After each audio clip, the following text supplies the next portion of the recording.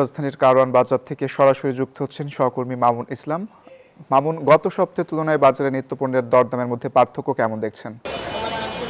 ধন্যবাদ অঙ্কুর আপনাকে। আমি কিন্তু এই মুহূর্তে রয়েছি কারওয়ান বাজারে। সকাল থেকেই কিন্তু আমরা কারওয়ান বাজারে অবস্থান করছি এবং কিন্তু দেখছিলাম যে আজ বাজার পরিস্থিতিটা কেমন।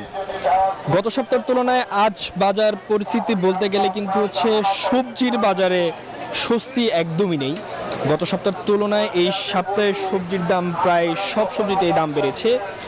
যেহেতু বৃষ্টি এবং জলবদ্ধতার কারণে বিভিন্ন জায়গায় পানি জমেছে এবং খেতে ব্যাঘাত ঘটেছে, যার কারণে কিন্তু এই সবজির দাম এখন কিছুটা বেড়েছে বলে ব্যবসায়ীরা আমাদের জানিয়েছে। এবং তারা কিন্তু বলছিল যে বেশিরভাগ সবজি এখন প্রায় 100-র ঘরে এবং সবচেয়ে বেশি দাম কিন্তু এখন শসার, যেটি বিক্রি হচ্ছে 200 টাকা কেজিতে। কাঁচামরিচের দাম কিছুটা কয়েকদিন আগে বাড়তি থাকলেও এখন 10 থেকে 15 টাকা কমেছে, এখন বিক্রি হচ্ছে 160 থেকে 180 টাকা। আমরা এই মুহূর্তে রয়েছি মাসিক বাজারে। তো দেখছিলাম যে পোলার চালের দামটা কিন্তু একটু ঊর্ধ্বগতি। ঈদের পর থেকে কিন্তু পোলার চালটা বাড়ছে দাম, এখন কিন্তু 180 টাকা কেজিতে বিক্রি হচ্ছে। তো সার্বিকভাবে বলা যায় যে বাজারটা কিন্তু ঊর্ধ্বগতি রয়েছে।